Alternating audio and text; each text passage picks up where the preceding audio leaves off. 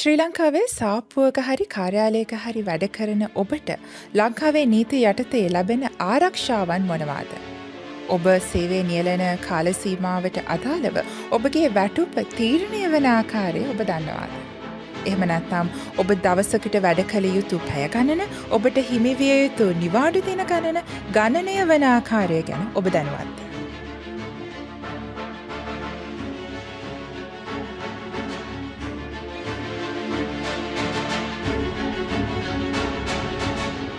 ශ්‍රී ලංකාවේ නීති සරලව ඔබට කියා දෙන නොයුව නීති පොඩ්කාස්ට් මාලාවේ තවත් එක් පොඩ්කාස්ට් සාකච්ඡාවක් සමගයි ඔබ මේ සම්බන්ධ වන්නේ.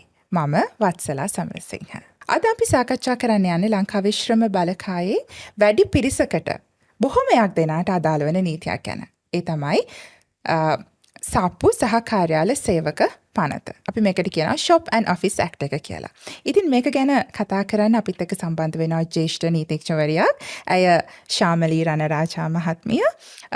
එතුමිය වසර 30කට අධික කාලයක් කම්කරු නීතිය සම්බන්ධයෙන් විශේෂඥ අත්දැකීම් සහිත නීතිඥවරියක්. ඒ විතරක් නෙවෙයි, අය දැනට පේරාදෙණිය විශ්වවිද්‍යාලයේ නීති දෙපාර්තමේන්තුවේ කම්කරු නීතිය පිළිබඳ බාහිර කතිකාචාර්යවරයක් විදිහටත් කටයුතු කරනවා. ඉතින් මම ඔබතුමිය ඉතාමත් ගෞරවයෙන් ආදරයෙන් අද පොඩ්කාස්ට් එකට පිළිගන්නවා. බොහොම ස්තුතියි වත්සලා. මම හිතුවා මෙන්න මේ විදිහට අද දවසේ සාකච්ඡාවට ප්‍රවේශය ගත්තොත් හොඳයි කියලා. අපි මේ පනත ගත්තොත් මේ පනත 1954 අංක 19 දරන සාප්පු හා කාර්යාලීය සේවකයන් පිළිබඳ සේවය හා වේතන විධිමත් කිරීමේ පනත කියලා තමයි කියන්නේ. ටිකක් දීර්ඝ නාමයක් තියෙනවා. අපි චුට්ටක් කතා කරමු. මේක දැන් කතා වෙනවා සාප්පු ගැන, කාර්යාල ගැන. එතකොට මේ පනත ලංකාවේ තියෙන හැම සාප්පුවකටම හැම කාර්යාලයකටම අදාළ වෙනවද? මේ නීතිය අදාළ වෙන ආයතන මොනවද කියන එක. ඒ වගේම මේ වගේ නීතියක් ලංකාවට හඳුන්වා දුන්නේ ඇයි කියන කාරණාවෙන් අපි සාකච්ඡාව පටන් ගමු. ඔබ ඉස්සෙල්ලා කිව්වා වගේ මේ නීතිය හඳුන්වලා තියෙන්නේ 1954. ඒතකොට ඒ කියන්නේ නිදහස ලැබීමෙන් වසර 6ක වගේ කාලයකට පසුව ඒ අවස්ථාවේදී තමයි පුද්ගලික ක්ෂේත්‍රය සීග්‍රයෙන් ව්‍යාප්ත වෙන්න පටන් ගත්තේ. ලංකාවේ සේවා තත්ත්ව වශයෙන් ගත්තොත් එහෙම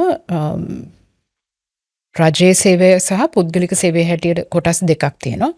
අපි මේ කතා කරන නීති එකක්වත් රජයේ සේවයට අදාළ වෙන්නේ නැහැ. 1954 ගන්නකොට සහ අද තියෙන තත්ත්වය ගන්නකොට අපි බලනකොට නිදහස ලැබීමෙන් දීර්ඝ කාලයකට පසුව මේ නීති දැනට අදාළ වෙනවද කියන එකත් අපි කල්පනා කරලා බලන්න ඕනේ. මොකද ඒවා සංශෝධනය වුණාට තාම තියෙන්නේ මුල් පනත් කෙටුම්පතේ තියෙන ප්‍රධාන කරුණුම තමයි. සුළු වශයෙන් තමයි ඒ වෙනස් වීම සිද්ධ වෙලා තියෙන්නේ. ඒතර කාර්යාල වශයෙන් ගත්තොත් කිසි වෙනසක් නැහැ. ඕනම කාර්යාලයකට සේවකයන් කී දෙනෙක් හිටියත් මේ පනත අදාළ වෙනවා. නමුත් සාප්පු වශයෙන් ගත්තොත් 1954ට පසුව ගෙනෙන ලද 1980 පමණ මට මතක හැටියට පඩිපාලක සභාව යටතට ගැනුණා සේවකයන් 4කට වැඩිය ඉන්න සාප්පු විශේෂයෙන් සිල්ලර වෙළඳාමේ යෙදෙනවා නම්. එතකොට සුපිරි වෙළඳ සැල් හැටියට අපි ගන්න, ඒ කියන්නේ සිල්ලර වෙළඳාමක් කියලා ගන්න පුළුවන් ඕනෑම වෙළඳාමක් කරන ඔක්කොම වෙළඳ සැල් 4 දෙනෙක් කිව්වම ඉතාමත් සුළු ප්‍රමාණයක්. ඒ 4 දෙනාට වැඩි ඉන්න ස්ථාන සියල්ලම පඩිපාලක සභාව යටතට ගැනෙනවා. ඒ පඩිපාලක සභාව කියන්නේ සාප්පු සහ කාර්යාල සේවා පනතට සම්පූර්ණයෙන් වෙනස් පනත. ඒ නිසා සාප්පු සහ කාර්යාල සේවා පනත අදාළ වෙනකොට ඒ සේවකයන්ගේ සාමාන්‍ය සේවා කාලය, ඒ කියන්නේ පැය 8. ඉන්පසු සේවය දෙනවන අතිකාල ගෙවීම, පඩි සහිත නිවාඩු, ඔවුන්ගේ විවේක නිවාඩු සහ අනියම් නිවාඩු. එතකොට ප්‍රසූත නිවාඩු, පත්වීමේ ලිපි, මේ සියලු දේම පාලනය වන්නේ සාප්පු හා කාර්යාල සේවා පනතින්. ඒතර සේවකයෙකු සේවය බඳවා ගැනීමේ සිට අවසානයේ දක්වාම ඒ ආවරණය කරනවා කියලා කිව්වොත් ඒක නිවැරදි. ඔබ සඳහන් කරන ආකාරයට ඉතාමත් විශාල පරාසයක් ආවරණය වෙන නීති ප්‍රතිපාදන තියෙන පනතක්. එතකොට මේ පනතේ ආරක්ෂාව ලැබෙන්න නම් අදාළ සේවකයාට හෝ සේවිකාවට පත්වීම් ලිපියක් එහෙම නැත්නම් අපොයින්ට්මන්ට් ලෙටර් එකක් තියෙන්න ඕනිද අදාළ ආයතනයෙන්? නෑ. මොකද එහෙම පත්වීම ලිපියක් අනිවාර්ය කළොත් හාම්පුතාට පුළුවන්කම තියෙනවා පත්වීම ලිපිය නොදීමෙන්ම පනතේ බලපැවැත්ම ඉවත් කිරීම. ඔව්. ඒ නිසා පනතෙන් පිළි අරගෙන තියෙන්නේ. පත්වීමක් ලිපියක් කියන වචනය හෝ ගිවිසුමක් කියන වචනය හෝ භාවිතා කරන්නේ නැහැ. නමුත් සේවකයාට ලිඛිතව දැන්විය යුතුයි. සේවකයාට හෝ සේවිකාවට ලිඛිතව දැන්විය යුතුයි.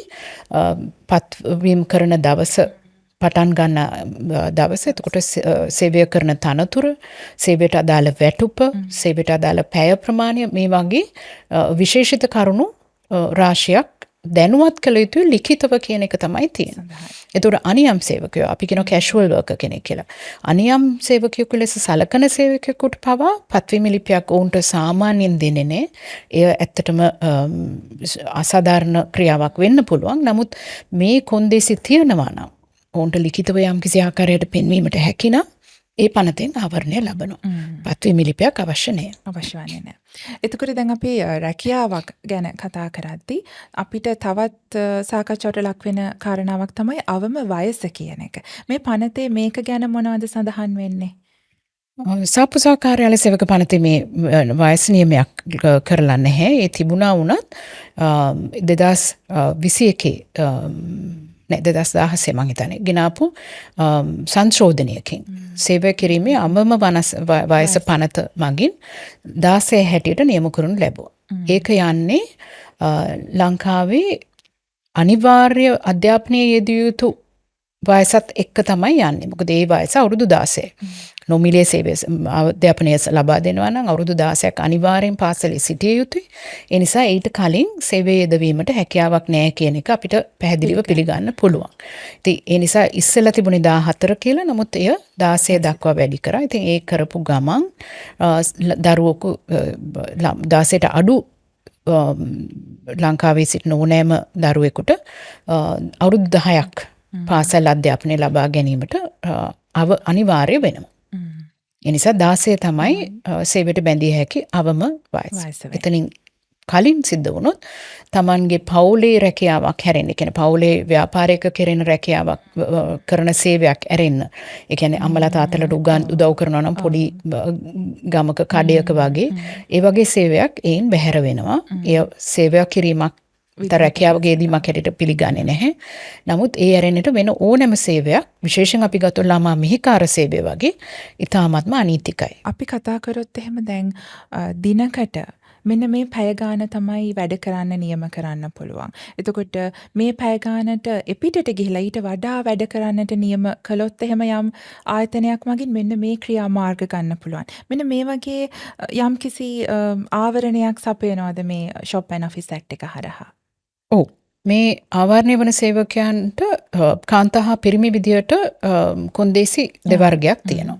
අපි පිරිමි සේවකයෙක් ගත්තොත් එහෙම සාමාන්‍ය පැය ගණන 8යි දිනකට වැඩ කළ හැකි. සතියකට වැඩ කළ හැකි උපරිමය 45යි සාමාන්‍ය සේවය. ඒතර අතිකාල හැටියට ගත්තොත් පිරිමි සේවකයෙක් නම් සාමාන්‍ය දිනක පැය 4ක් වැඩිපුර වැඩ කරන්න පුළුවන්. සතියකට පැය 12කට උපරිමයකට යටත්. ඒ කියන්නේ එහෙම ගත්තොත් පැය 12ක් වැඩ කරනවා නම් සතියකට අතිකාල එය දවස් 4ක් පුරා පැය 3 වාගේ, එහෙම නැත්නම් දවස් 3ක් පුරා පැය 4 ගානේ වගේ යන්න පුළුවන්. ඊට ඇරෙන්න ඊට වැඩිය සේව කරන්න බෑ. නමුත් අපි ප්‍රායෝගිකව දන්නවා මෙය හැම ආයතනයක වගේම කිසිම සීමා කිරීමක් තොරව මේ උල්ලංඝනය වෙනවා. පිරිමි අයට මෙහෙම තිබුණාම කාන්තාවන්ට තවත් විශාල වශයෙන් වෙනස් වෙනවා. දැන් පිරිමි සේවකයන්ට සේවයේ යෙදිය හැකි වෙලාවල් වල සීමාවක් නැහැ. ඒ කියන්නේ රාත්‍රී සේවයද වැඩමුළුවද මොනවද කියලා සීමාවක් නැහැ. කාන්තාවන්ට මේ සම්පූර්ණයෙන් ආයෙත් වෙනස් වෙනවා. ඔවුන්ටත් සාමාන්‍ය පැය ගණන 8යි, සතියකට පැය ගණන 45යි. නමුත් එය කාන්තාවන්ට දිනකට වැඩි කළ හැකි උපරිම පැය ගණන 8යි. ඒ නිසා ඒ කියන්නේ කාන්තාවකට අපි සඳුදා ඉඳලා සිකුරාදා කියලා ගත්තොත් දවස් 8 ගානේ පැය 40යි. ඒතර කිසිම දිනක අතිකාල සේවයේ යෙදෙන්නට බෑ. සෙනසුරාදා දිනයක් කියලා ගත්තොත් ඒක කෙටි වැඩ කරන දිනයක් හැටියට පැය 5ක් වැඩ කරනවා නම් ඒ පැය 3 පමණයි අතිකාල සේවයේ හැටියට වැඩ කරන්න පුළුවන්. ඒට අමතරව රාත්‍රී 8න් පස්සේ කාන්තාවක් සේවයේ යෙදවීමට කිසිසේත් අයිතියක් නැහැ. අංශ 4ක පමණයි, කියන්නේ හෝටල් ශාස්ත්‍රයේ. එහෙම නැත්නම් ගුවන් තොටුපළවල් වල. එහෙම නැත්නම් හෝටලයක වුණත් පිළිගැනීමේ නිලධාරියෙක් හෝ ලොන්ඩ්‍රි එකේ එහෙම නැත්නම් ලිනන් රූම් එකේ ඒ හොස්පිටැලිටි සෙක්ටර් එකේ අවශ්‍යතාවයන් අනුව ඒ වගේ සීමා සහිත පමණයි කියලා 2024 කරන ලද සංශෝධනයකින් තොරතුරු තාක්ෂණය සම්බන්ධයෙන් වැඩ කරන කාර්යාලවල වෙනසක් සිදු කරනවා. ඒ කියන්නේ IT අපි කියනවා BPO සෙක්ටර් එක කියලා. බිස්නස් ප්‍රොසෙසිං ඔෆිසර්ස් කියලා. ඒ ආයතනවල රාත්‍රී සේවය කාන්තාවන්ට අවසර ලැබුණා. නමුත් ඒ හැරෙන්න වෙනත් ආයතනවල මේ IT කියන සෙක්ටර් එක එහෙම නැත්නම් තොරතුරු තාක්ෂණයෙන් වැඩ කරන කාර්යාල කියලා සලකන ආයතනවලට නිර්වචනය වෙලා තියෙන ආයතනවලට ඔවුන්ට ඒ හැරුණකොට වෙන කිසිම කෙනෙකුට කාන්තාවක සේවය යොදවන්නට බෑ රාත්‍රී 8න් පසුව. ඉතින් මෙය 1954 බලනකොට මෙය ප්‍රායෝගික වුණාට අද කාලයක ප්‍රායෝගිකද කියලා අපි කල්පනා කරනවා. මොකද අපි දැන් ඉන්නේ කාන්තාවන්ගේ ශ්‍රම බලකායට අවතීර්ණ වන ප්‍රමාණය සීඝ්‍රයෙන් පහළ යන මට්ටමක. කියන්නේ අපි ගත්තොත් එහෙම සාක්ෂරතාවය අතින් ගත්තොත් තෘතීක අධ්‍යාපනය කියන්නේ විශ්වවිද්‍යාල අධ්‍යාපනයට බැඳෙන ලියාපදිංචි වෙන ශිෂ්‍ය ශිෂ්‍යාවන්ගෙන් බැලුවොත් වැඩි බහුතරයේ ඉන්නේ කාන්තාවන්. මම හිතන්නේ ඉංජිනේරු තාක්ෂණික අංශ සහ තව අංශ දෙකක විතර වගේ තමයි වැඩිපුර කාන්තාවන් පිරිමි ශිෂ්‍යයන් ඉන්නේ. අනිත් හැම එකෙම ශිෂ්‍යාවන් ඉන්නේ. ඉතින් අපි මේ වගේ රටක නිදහස් අධ්‍යාපනය දීලා මෙච්චර ආයෝජනයක් කරනකොට ඒයින් 30%කට අඩු ප්‍රමාණයක් නම් දැනට තියෙන්නේ 29.6ක් තමයි කාන්තාවන් ශ්‍රම බලකායට එනවා කියලා කියන්නේ. එතකොට මෙච්චර අධ්‍යාපනයක් දීලා රටේ ධනය මේකට කැප කරලා ඒයින් ඒ අපිට ඵලදායීතාව ලබා ගන්න බැරි නම් ඔවුන්ගේ දායකත්වය ලබා ගන්න බැරි නම් ශ්‍රම බලකායට ලොකු ප්‍රශ්නයක් එනවා. මේක එතකොට අපි මේ කියන්නේ ශ්‍රමයේ පැත්තෙන් පමණක් නෙවෙයි. නමුත් කාන්තාවන් පැත්තෙන් ගත්තා වුණත් 30%යි නම් එන්නේ 30ට අඩු ප්‍රමාණයක් නම් එන්නේ රැකියාවන් වලට. ඒ කියන්නේ වේතන ලබන රැකියාවන් වලට හෝ වෙනත් ක්‍රමයකට ශ්‍රම බලකායට මොවුන්ගේ ආර්ථික මට්ටම මොකක්ද කියන එකත් අපි හොයලා බලන්න ඕනේ. ඉතින් මේ වාතාවරණය තුළ මේ වගේ කාර්යාල සහ සාප්පු සේවක පනත යටතේ මේ සීමාවන් තවදුරටත් භාවිතා කිරීමේ ඇත්තටම වැදගත්කමක් තියෙනවද කියන එක අපි කල්පනා කරන්න ඕනේ. මේට මුල් වුණේ මම හිතන්නේ 1954 වගේ පෞල් වගකීම් කාන්තාවන්ට වැඩියෙන් වැටුණු නිසා එය සුරක්ෂිත කිරීමේ පෞල සුරක්ෂිත කිරීමේ අවකාශයක් හැටියට උපායක් හැටියට. නමුත් මම හිතන්නේ අද කාලේ බලනකොට එතකොට අපි ගත්තොත් කාන්තාවන් කී දෙනෙක් විවාහ වෙලා නැද්ද උන්ට දරුවන් ඉන්නවද කියලා ඒ දත්ත අපි ලබා නොගෙන මේ විදිහට ඒ සීමාවන් පනවලා උන්ට සේවයේ යෙදිය හැකි වෙලාවල් සීමා කරන්නේ හොඳ දෙයක්ද නැද්ද කියන එක අපි කල්පනා කරන්න. උදාහරණයක් හැටියට ගත්තොත් කාන්තාවක් සමහර ලාවට දරුවෝ ඉස්කෝලේ ගිහිල්ලා ගෙදර ආවට පස්සේ තමන්ගේ ස්වාමි පුරුෂයා ගෙදර ඇවිල්ලා ඔහුගේ සේවය අවසන් වෙලා හවස ගෙදර ආවට පස්සේ එයාට අඩුම ගන්නේ අර්ධකාලීන වැඩක් හරි කරන්න පුළුවන් නම් පවුලේ ආර්ථිකය ගොඩනගා ගන්න පුළුවන් නම් මං හිතන්නේ නෑ ඒකට බාධා කිරීමෙන් එහෙම නැත්නම් සීමාවක් පනවලා ඇයට තියෙන ලබා ගැනීමට තියෙන අවකාශය ලබා නොදී අවහිර කරලා අපි කරන්නේ ඇත්තටම මේ යථාර්ථයක් තියෙන දෙයක්ද කියන එක අපි අද කාලේ හැටියට කල්පනා කරලා බලන්න ඕනේ. ඒ වගේම මම හිතන්නේ දැන් කාන්තා ශ්‍රම බලකාය ගත්තට පස්සේ කාන්තාවන්ව සේවයේ යෙදෙන්න අධෛර්යමත් කරන තවත් කාරණාවක් තමයි මේ දරුවා ලැබෙන්න ඉන්න කාලේ අදාළ ප්‍රසූත නිවාඩු කොහොමද අනිවාර්යෙන් ලබා දෙනවද නැද්ද කියන කාරණාව. එතකොට මේ සම්බන්ධයෙන් මේ පනත යටතේ කොයි වගේ ආරක්ෂාවක්ද සපයලා තියෙන්නේ? ලංකාවේ ප්‍රසූත නිවාඩු සම්බන්ධයෙන් එහෙම නැත්නම් මාතෘ නිවාඩු සම්බන්ධයෙන් පනත් දෙකක් තියෙනවා. එකක් තමයි maternity benefits ordinance එක. මාතෘ දායකත්වය සම්බන්ධයෙන් ඒ තියෙන පනත. අනිත් එක තමයි සාප්පු සහ කාර්යාල පනත. මේ දෙකෙන්ම එකම වගේ ප්‍රතිපාදන තමයි තියෙන්නේ. නමුත් එකක් සාප්පු හා කාර්යාල සේවා පනත යටතේ අනිත් එක වෙනත් වෘත්තීය සේවයන් වල යෙදෙන. ඒ කියන්නේ පරිපාලක සභාවේ සභාව යටතේ සේවය දෙන කාන්තාවන්ට. මේ දෙක යටතේම සේවය කරන ඕනෑම කාන්තාවකට වැඩ කරන දින 84ක්. ඒ කියන්නේ අපි දල වශයෙන් බැලුවොත් මාස 3මාරක විතර පඩි සහිත පූර්ණ පඩි සහිත නිවාඩු ලබා දෙන්න ඕනේ. ඔවුන් ඒ අනුතරව දරුවා වයස අවුරුදු 1ක් වෙනතුරු කිරිදීම සඳහා ඔවුන්ට කාලය වේලාව ලබා දෙන්න ඕනේ පැයක් වශයෙන් සපුහ කාර්යාලය පනත යටතේ දවසට දෙසරයක්. මේ වගේ ප්‍රතිපාදන ලබා දීලා තියෙනවා.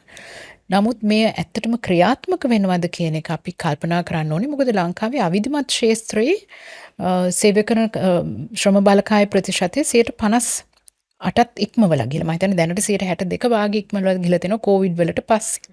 ඉතින් මේ වාතාවරණය යටතේ අවිධිමත් ක්ෂේත්‍රයේ ආයතන වලින් මේ ප්‍රතිපාදන ක්‍රියාත්මක කරනවද මේවා ලබා දෙනවද කියන එක අපි කල්පනා කරන්න. විශේෂයෙන්ම casual workers ඒ කියන්නේ අනියම් සේවකයන්ට. එතකොට මිනිශ්‍රම බලකායේ යෙදෙන ආයතනවල අපි කියනවා man power agencies කියලා. මේ ආයතනවල ගෘහස්ත සේවිකාවන්ට මේ ප්‍රතිපාදන ලැබෙනවද කියන එක අපි කල්පනා කරලා හොයලා බලන්න ඕනේ. නමුත් ඒ නැතුව ගත්තොත් එහෙම සාපුසා කාර්යාල සේවක පනත ක්‍රියාත්මක වන අපි හිතමු පුද්ගලිකාංශයේ ටිකක් විධිමත් විදිහට සේවය කරන ආයතන තියෙනවා මේ ඒ ආයතනවල අනිවාර්යෙන් ලබා දිය යුතුයි. ප්‍රශ්නයකට තවත් ඇති වෙලා තියෙන්නේ ලංකාවේ කාන්තාවන්ට විශේෂයෙන්ම අර්ධකාලීන සේවය කිරීමට අවස්ථා ඉතාමත් අඩුයි. ඒ කියන්නේ part time jobs නැහැ. ඒකට එක හේතුවක් තමයි මේ මාතෘ නිවාඩු වලදී ඒක විධිමත් කරලා නැහැ. ඒ වැඩ කරන පැය ගණන අඩුව එය සීමා විය යුතුයි කියන්නේ.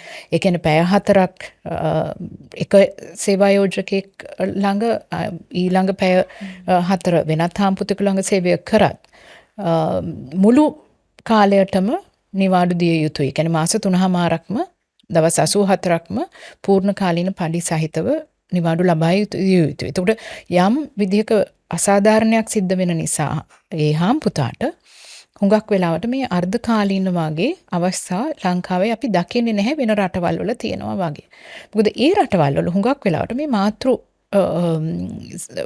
තත්ත්වය සම්බන්ධයෙන් තියෙන ප්‍රතිපාදන තියෙන්නේ මධ්‍යගත යම් කිසි විදිහක අරමුදලක් මගින්. ඒ කියන්නේ සෙන්ට්‍රල් ෆන්ඩ් එකකින්. එහෙම නැත්නම් අපි කියවොත් unemployment insurance. ඒ වගේ රක්ෂණ ක්‍රමයක් යටතේ තමයි මේ ප්‍රතිපාදන ලැබෙන්නේ. නමුත් මේ සියල්ලම පුද්ගලිකාංශයේ හාම්පුතෙකුට බාර දුන්නාම ඔවුන්ට ඒ ව්‍යාපාරයේ යටතේ දරාගත හැකි වියදමක්ද කියන එක සාධාරණ වියදමක්ද කියන එකත් අපි කල්පනා කරලා බලන්න. ඉතින් ඒ නිසා තමයි මේ ප්‍රශ්නේ ඇති වෙලා තියෙන්නේ.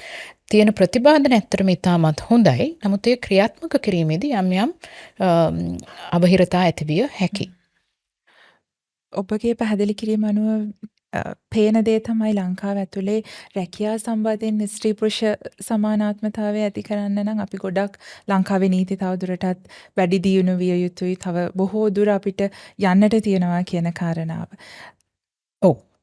ඔබට මොකක්ද නිකන් ඕවරෝල් මේක ගැන හිතෙන්නේ? අපි කොයි විදිහටද මේ නීතිය තවදුරටත් වැඩි දියුණු කරගන්න ඕන? මම දකින්නේ ඒක නෛතික අයිතියක් හැටියට. මොකද ව්‍යවස්ථාදායකයා යටතේ ඕනෑම කෙනෙකුට Tamanට කැමති රැකියාවක් හෝ වෘත්තියක නිලීමේ මූලික අයිතිවාසිකම තියෙනවා. ඒ මූලික අයිතිවාසිකම තියෙද්දී රැකියා අපි උත්පාදනය කරන්නේ නැත්නම්, ඒ කියන්නේ කාන්තාවන්ට හෝ පිරිමි සේවකයන්ට එක විදිහට අවතීර්ණ විය හැකි රැකියා උත්පාදනය කිරීම ශක්තිමත් මදි නම්, ඒ වගේම අපි මේ විදිහේ කෘත්‍රිම විදිහට විශේෂයෙන් සේවිකාවන් රැකියාවට ඉල්ලුම් කරන සේවිකාවන් අපි සීමා කරනවා නම් එය මම හිතන්නේ අසාධාරණයි. මොකද අපි කෙනෙකුගේ අපි අර තෝරා ගැනීම කියන එක අපි සීමා කරනවා. අපි පිටස්තර විදිහට පිටස්තර අයගේ එහෙම නැත්නම් යාල්පැනගේ අදහස් අනුව අපි කියනවා කාන්තාවක් හැසිරිය යුත්තේ මෙහෙමයි. අපි කල්පනා කරන්නේ ඇයි කාන්තාවකට රාත්‍රී කාලයේදී සේවය යෙදීමට අපහසු? මුල්ම හේතුව තමයි ප්‍රවාහන අපහසුතාවය. අද මම හිතන්නේ ජනාකීර්ණ හෝ ගම්බදව බැලුවොත් එහෙම රාත්‍රී 8න් පස්සේ වගේ පෞද්ගලික ප්‍රවාහනය ඇරෙන්නට මහජන ප්‍රවාහන සේවාව ඉතාමත් අඩාලයි. ඒතර ඒ වගේ තත්වයක් යටතේ රාත්‍රී සේවය කිරීමට සේවිකාවන්ට අවසර දීමෙන් හෝ යම් කිසි විදිහකට සංශෝධන කිරීමෙන් පමණක් පළක් නැහැ. මොකද උන්ට ගමනාගමනයේ අපහසු හින්දා. අපි හිතමු සේවා මුරය රෑ 12ට අවසන් වෙනවා නම්. එතකොට ඇයට සේවයෙන් මිදලා නැවත නිවස බලා යාමට හාම්පුතා ප්‍රවාහනය සපයනකම් බලාගෙන ඉන්න ඕන. දැන් තියෙන විදිහට ඔය මං කියපු 2024 සංශෝධනයේ මේක තමයි උනේ.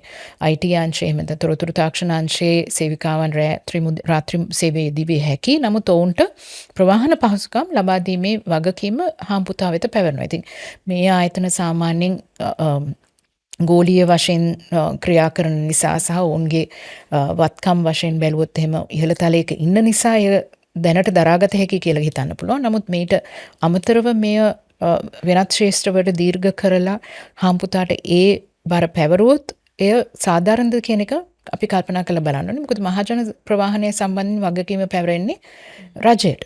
ඉතින් රජය ඒ වගකීම කිරීමට තියෙන දායකත්වය සම්බන්ධයෙන් යම් අඩුපාඩු තියෙනවා. ඉතින් ඒ අනුව මේ විදිහට කාන්තාවන්ට තියෙන අවස්ථා අවහිර කිරීමෙන් මම හිතන්නේ මානව අයිතිවාසිකම් ඇත්තටම උල්ලංඝනයක් සිද්ධ වෙනවා. නමුත් ලංකාවේ මම දන්න තරමට දැනට එහෙම තර්කයක් ගොඩ නැගිලා නැහැ. නමුත් ඉදිරියේදී මම හිතන්නේ එහෙම යම් කිසි විදිහකට නීතිමය කටයුතු මාර්ගයෙන් හෝ ඒ රජයේ වගකීම සම්බන්ධයෙන් යම් කිසි ප්‍රතිපාදනයක් කිරීමට පුළුවන් නම් අපි දැක්ක මේ ළඟදී මේ විශ්වවිද්‍යාලවල නවක පදය සම්බන්ධයෙන් ශ්‍රේෂ්ඨාධිකරණයෙන් නඩු තීන්දුවක් තිබුණා. මේ වගේ නඩු තීන්දුවකින් හරි ප්‍රතිපාදන ඇති කරන්න වෙයි කියන එක අපිට කල්පනා කරන්න පුළුවන්. දැන් අපි දන්නවා නිවාඩු ගැන කතා කරද්දී විවිධාකාරයේ නිවාඩු තියෙනවනේ. එතන මේ වගේ නිවාඩු සම්බන්ධයෙන් මේවා කොහොමද එක ආයතනවල ගණනය කරන්න ඕන? මේ අවම නිවාඩු ගණනක් තියෙනවද? ඉතින් මේ සම්බන්ධයෙන් මොකක්ද මේ Shop and Office Act එකේ කියන්නේ? මේ පනත යටතේ තියෙන්නේ මුල් සේවයට බැඳිලා මුල් ලිත් වසර තුර. ඒ කියන්නේ ජනවාරි දෙසැම්බර් අතර කාලයක සේවයට බැඳුනොත් සේවකයෙකුට ඕනෑම සේවකයෙකුට දින 7ක අනියම් නිවාඩු හිමි වෙනවා. එය සාමාන්‍යයෙන් ලබා දෙන්නේ පළවෙනි අවුරුද්දේ මාස 2ක් සම්පූර්ණ කරපුවාම එක් දිනක්. එහෙම නැත්නම් මාසයක් සම්පූර්ණ කරපුවාම දවස් භාගයක් වගේ තමයි නිවාඩු හම්බ වෙන්නේ. ඒතර ඒ අතරතුරේ අසනීපයක් හැදුනොත් Tamanට ඒක ස්ථාවර කළ හැකි නම් පඩි රහිත වගේ නිවාඩු ලබා දෙන්න පුළුවන්. නමුත් ඒ සම්බන්ධයෙන් නීතිමය ප්‍රතිපාදනයක් නැහැ. පනතේ කොතනකවත් වෛද්‍ය නිවාඩු හෝ අසනීප නිවාඩු සම්බන්ධයෙන් ප්‍රතිපාදනයක් නැහැ. අනියම් නිවාඩු හැටියට තියෙන නිවාඩු තමයි Tamanට ඕන විදිහකට ගන්න පුළුවන්.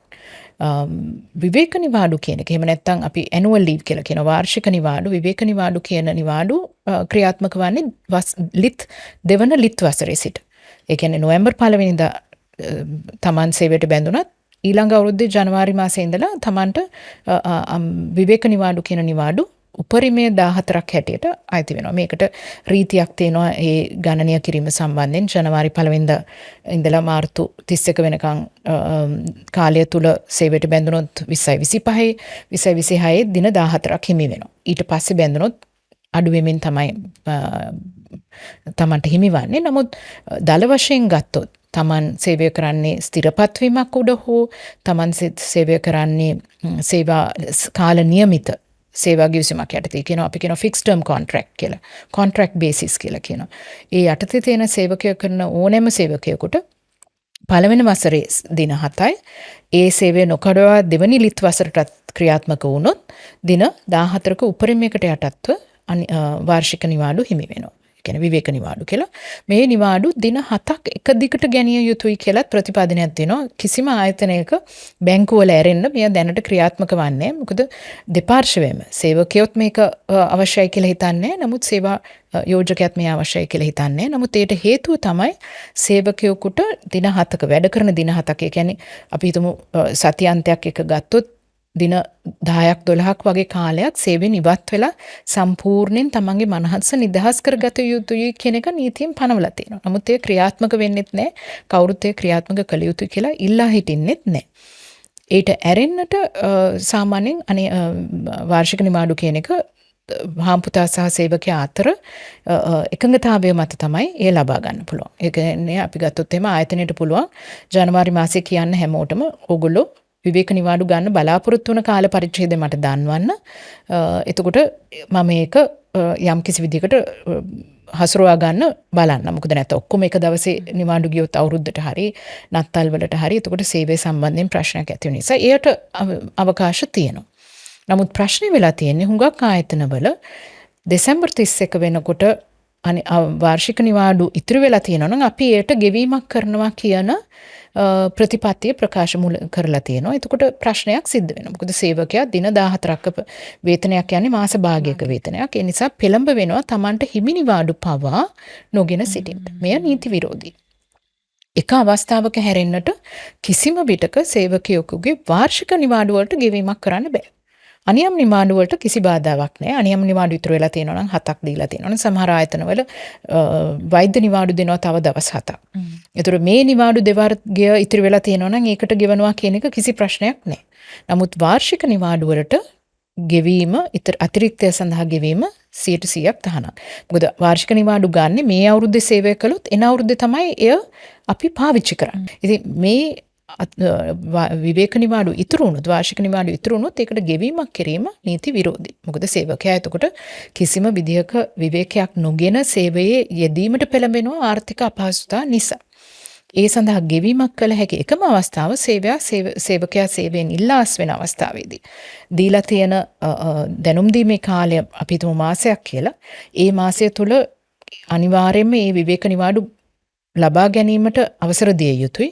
නමුත් හාම්පුතා කියනවනම් යම් කිසි විදියකට මේ මාසයේ සේවය කරන්න මට ඔයාගේ සේවය අත්‍යවශ්‍යයි වෙන කෙනෙකුට වැඩ කියලා දීම නිසා ඒ අවස්ථාවේදී අපි හිතමු දින 14ක් ඉතුරු වෙලා තියෙනවා නම් විවේක නිවාඩු ඒ විවේක නිවාඩු වලට පමණක් ගෙවීමක් කරන්න පුළුවන් සේවය අත්‍යවශ්‍ය නිසා ඒ අවස්ථාවේ. ඒ විශේෂිත අවශ්‍යතාවයේ හැරුණකොට වෙන කිසිම අවස්ථාවක මේ ගෙවීම කරන්න බෑ. නමුත් ගොඩක් වෙලාවට සේවකයොත් පෙළඹ වෙනවා තව දවස් මාස භාගයක පඩියක් නේ ඒක මම ලබා ගන්නම් කියලා ඒ නිවාඩු ලබා ගන්නේ නැහැ. ඒක ප්‍රශ්නයක්. දැන් ඔබතුමිය අපිට පැහැදිලි කරලා දුන්නා මෙන්න මේ වගේ පැය ගාණක් තමයි වැඩ කරන්නට සැලැස්විය හැකි සේවකයෙක්ට කියලා. ඒ වගේම මෙන්න මේ වගේ දින ගණනක් නිවාඩු ලබා දෙන්න ඕන කියන කාරණාවත් කතා කරා. හැබැයි අපි බහුලව සමාජයේ දකින දෙයක් තමයි මෙන්න මේ ක්‍රයිටීරියා වලට අනුගත වෙන්නේ නැතුව වැඩි පැය ගණනක් වැඩ ගන්නවා. එහෙම නැත්නම් නිවාඩු ලබා දෙන එක කප්පාදු කරන එහෙම නැත්නම් ලබා ගැනීම අධෛර්යමත් කරනවා. එතකොට මේ වගේ අවස්ථාවලදී සේවා යෝජකෙක්ට එරෙහිව ගන්න පුළුවන් දෙන්න පුළුවන් දඩුවම් මොනවා හරි මේ පනතේ සඳහන් කරනවාද? ඔව් සාප්පු සහ කාර්යාල සේවක පනත ගත්තොත් ඒ ක්‍රියාත්මක කරන්නේ කරු දෙපාර්තමේන්තුව තුලින්. ඒතර යම්කිසි සේවකයෙකුට පැමිණිල්ලක් කිරීමට පුළුවන් අදාළ නිවාඩු ප්‍රමාණය ලබා දීලා නැහැ, අදාළ අතිකාල ගෙවලා නැහැ, යම්කිසි වෙනත් අවශ්‍යතා තියෙනවා. ඇත්තටම ගත්ත ධූර්තීය ස්වස්ථතා සම්බන්ධයෙන් අපි කතා කරන්නේ ඒ කියන්නේ Tamanට තියෙන ඉඩපරාසය, Tamanට වාඩි වෙන්න තියෙන අවසරය, Tamanට තිබිය යුතු වැසිකිලි පහසුකම් ඒ සම්බන්ධයෙන් ප්‍රතිපාදන තියෙනවා. මේ දේවල් ඉෂ්ට වුණේ නැත්නම් කම්කරු දෙපාර්තමේන්තුවට පැමිණිලි කරන්න පුළුවන්. ඒ අතරතුරේ කම්කරු දෙපාර්තමේන්තුවට පුළුවන් ඕනෑම සේවා ස්ථානයකට ඇතුළු වෙලා සේවා තත්ත්ව සහ සේවා කොන්දේසි එතකොට ලේඛන පරීක්ෂා කරන්න ව්‍යවස්ථාපිත දියමනක් ගෙවනවද? ඒ කියන්නේ EPF ETF වගේ ගෙවනවද? වේතන ගෙවනවද? අවම වේතන ලංකාවේ දැනට නියම කරලා තියෙනවා. ජූලි මාසෙ ඉඳලා රුපියල් 27000යි මේ වේතන ගෙවනවද කියන එක පරීක්ෂා කරලා බලන්න පුළුවන්. නමුත් ප්‍රශ්නයකට තියෙන්නේ මුළු ලංකාවටම ඉන්නේ කම්කරු නිලධාරීන් 450ක් වගේ ප්‍රමාණයක්. ඉතින් කොළඹ තියෙන ආයතනම කල්පනා කරොත් ඔවුන්ට මේ විදිහට පිටස්තරින් ඇවිල්ලා පරීක්ෂා කිරීම ප්‍රායෝගිකද නැද්ද කියන එක අපි කල්පනා කරන්න ඕනේ. ඒතර ඒ සම්බන්ධයෙන් එතකොට යම් කිසි විදිහට නීතියට ගරු කිරීමක් සිද්ධ වෙන්න නම් දෙපාර්ශ්වයේම නීතිය දැනගෙන ඉන්න ඕනේ. හුඟක් වෙලාවට සිද්ධ වෙන්නේ හාම්පුතා නීතිය දන්නවා නමුත් එය පිළිපදින්නේ නැහැ. සේවකයන්ට නීතිය සම්බන්ධයෙන් කිසිම දැනුමක් නැහැ. ඒ නිසා ඔවුන් ඒ සම්බන්ධයෙන් සොයා බලන්නෙත් නැහැ.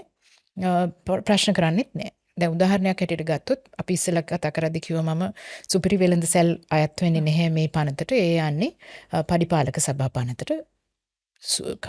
සාපුහ කාර්යාලය සේවා පනතේ කාන්තාවන්ට වැඩ කළ හැකි අතිකාල පැය සහ සේවය කර හැකි වෙලාවන් සම්බන්ධයෙන් සීමා තිබුණාට පරිපාලක සභාවල මේ සීමාවක් නැහැ. නමුත් අපි පැහැදිලිව පේන්න ඕනේ පැය 8ක් නම් සාමාන්‍ය සේවා කාලය පරිපාලක සභාව යටතේ උන්ට අතිකාල නියමයක් සීමාවක් නැතුව සේවය කිරීමට අවකාශයක් නැහැ. උන්ට යම් කිසි විදියකට විවේක සඳහා අයිතියක් තියෙනවා. නමුත් මේ සම්බන්ධයෙන් දැනුවත්කමක් නැහැ. දැන් මට එන උපදෙස් සඳහා එන අයගෙන් බලනකොට මේ ළඟදී තරුණ ගෑනු ළමෙක් ආවා. එයාට හුඟක් ශාරීරික ප්‍රශ්න තිබුණා, සෞඛ්‍ය ප්‍රශ්න තිබුණා.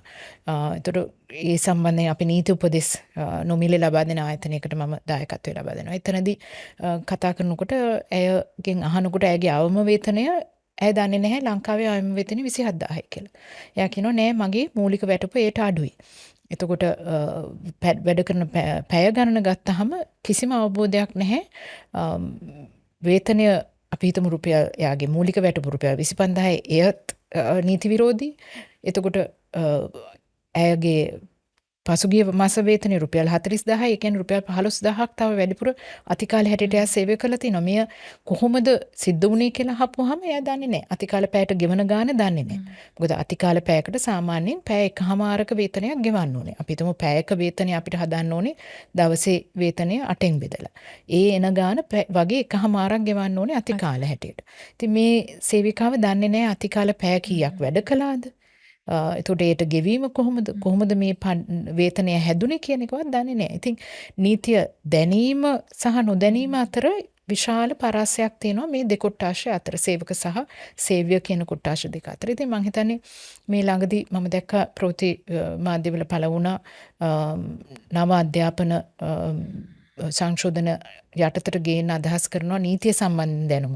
මේ අතරින් මම හිතන්නේ කම්කරු නීතිය සම්බන්ධයෙන් Tamanගේ සේවා අයිතිවාසිකම් මොනවද කියන එක ඉතාමත් වැදගත්. මොකද එය නොදැනීම සහ ගත හැකි ක්‍රියාමාර්ග මොනවද කියලා නොදැනීම අතරේ හුඟක් ඔය කියන ශ්‍රම සූරා කෑම සිද්ධ වෙනවා.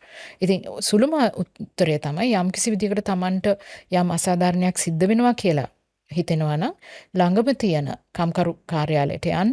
ලංකාව පුරා කම්කරු දිස්ත්‍රික් කාර්යාල 24ක්, තව උප දිස්ත්‍රික් කාර්යාල 17ක් හැටියට ව්‍යාප්ත වෙලා තියෙනවා.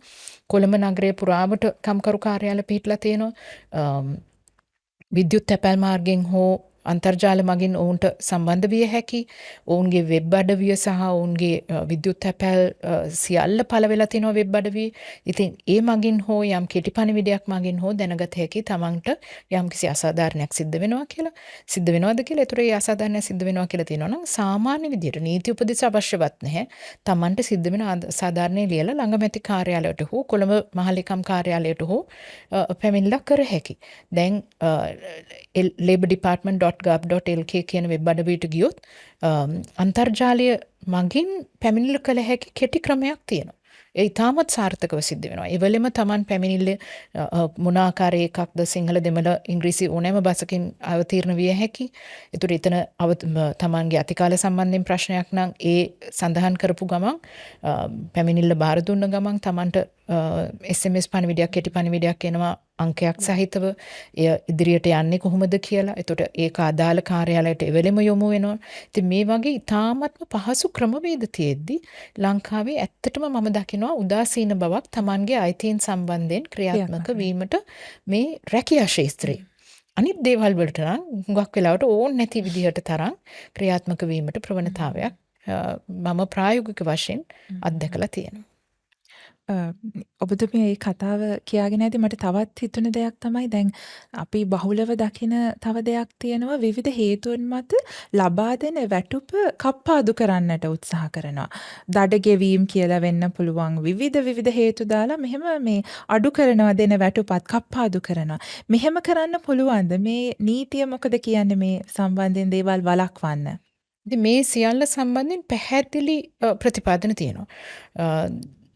යම් කිසි විදියකට වැටුපෙන් අඩු කිරීමක් කරනවා නම් රඳවා ගැනීමක් කරනවා නම් එය සේවකයාගේ කැමැත්ත සහිත විය යුතුයි. අපි හිතමු යම් කිසි විදියකට අත්තිකාරම් මුදලක් ලබාගෙන එය නැවත අවුරුදු කාලයේදී හෝ අත්තිකාරමක් ලබාගෙන එය නැවත ප්‍රතිපූර්ණය කර ගන්නවා නම් එය සේවකයාගේ කැමැත්ත සහිතව කළ හැකි. නමුත් එය එක් අය කිරීමකට 5%ක වැටුපෙන් 5%ක උපරිමයකට සීමා වෙනවා.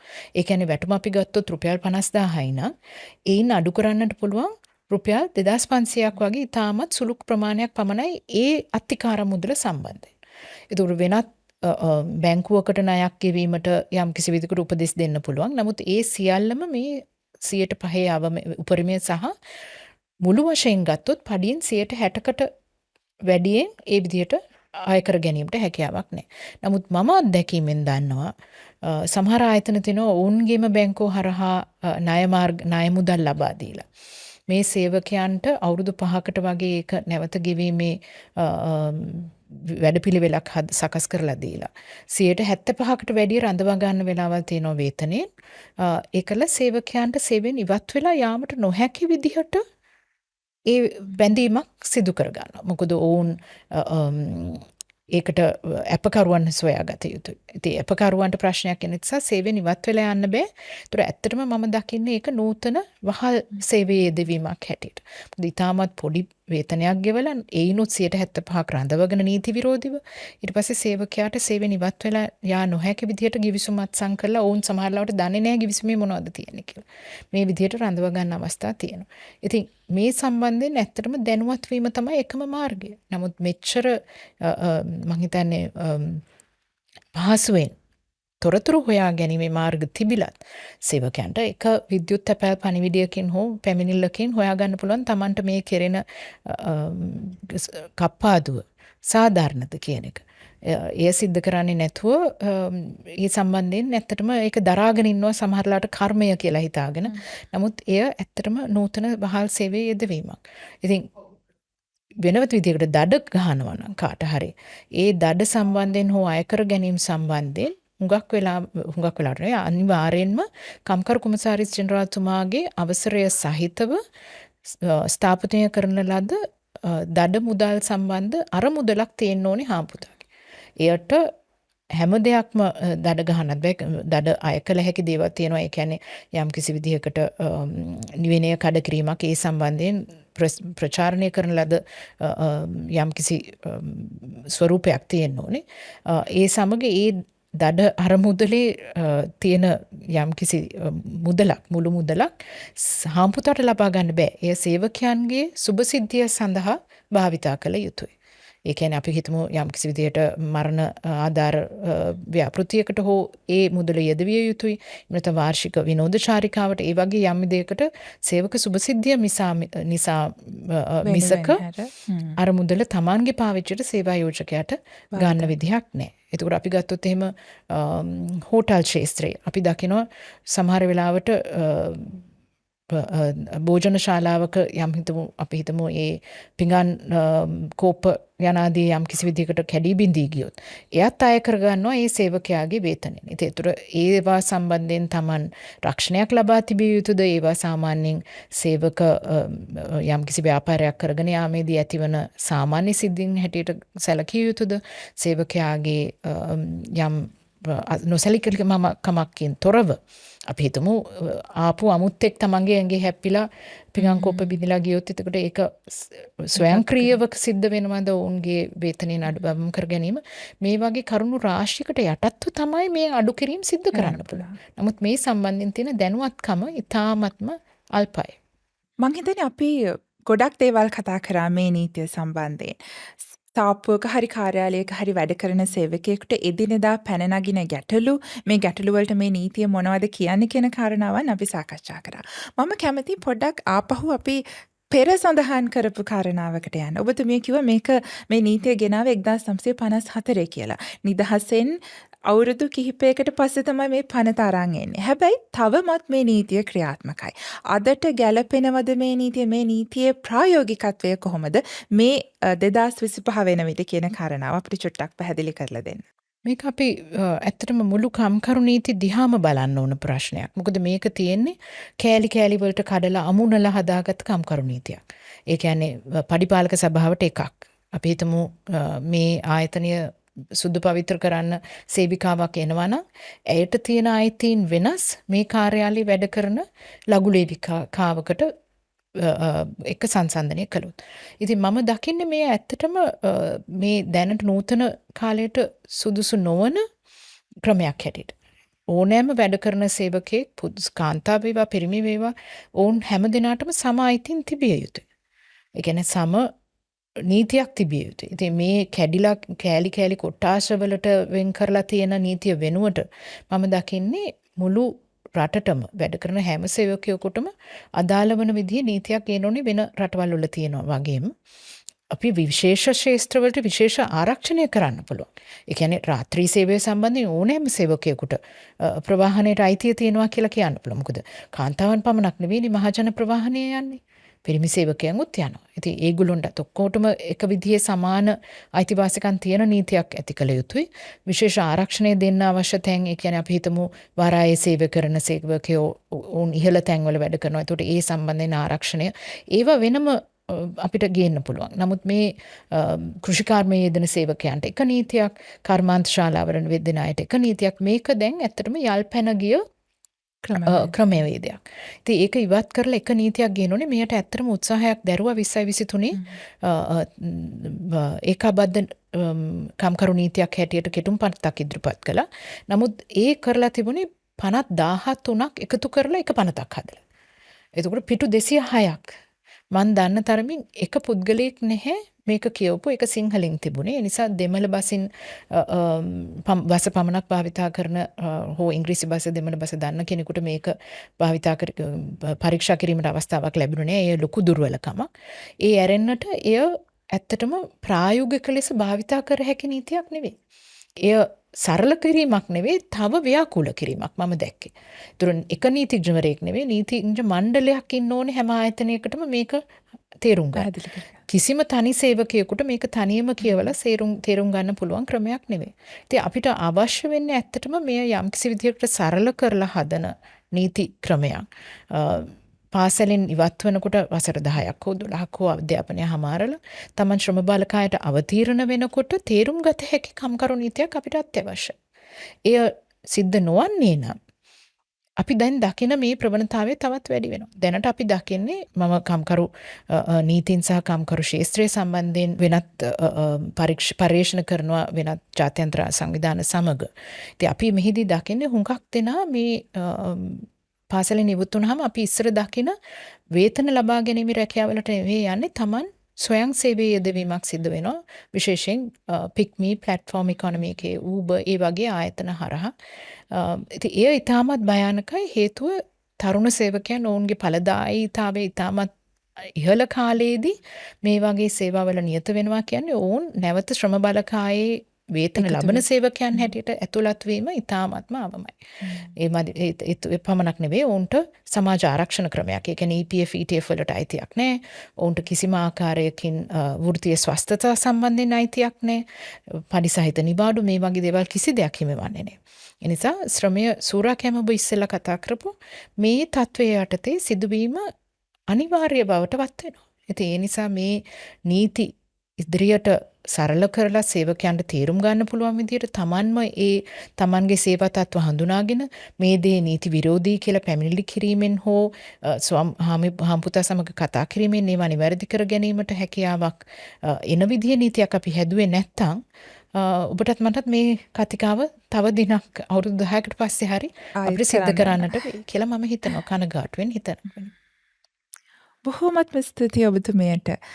අපි මං හිතන්නේ ඔබගේ සේවයට අදාළ එදිනෙදා වැදගත් වෙන කාරණාවන් බොහෝමයක් අද සාකච්ඡාවට ලක් කළා.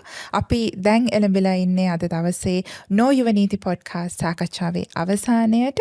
මම ඔබතුමීට බෙහෙවින්ම ස්තුතිවන්ත වෙනවා ජ්‍යෙෂ්ඨ නීතිඥ ශාමලී රණරාජා මහත්මියට. බොහෝමත්ම ස්තුතියි අද දවසේ සම්ප්‍රදායකත්වයේ සැපීම ගැන. එහෙනම් ඊළඟ podcast එකෙන් ආයෙත් හම්බ වෙනකන් ඔබට මම සමුදෙන්න කැමතියි. බොහොමත්ම ස්තුතියි.